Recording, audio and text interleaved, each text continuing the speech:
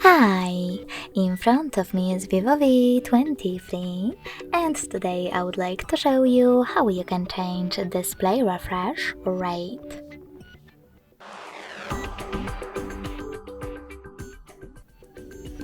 Firstly, open Settings and scroll down to access display and brightness.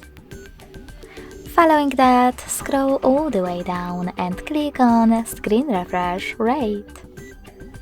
Then tap on the best option for you to apply it, and when you're ready, just go back. So when I do that, as you can see, screen refresh rate of my Vivo has changed.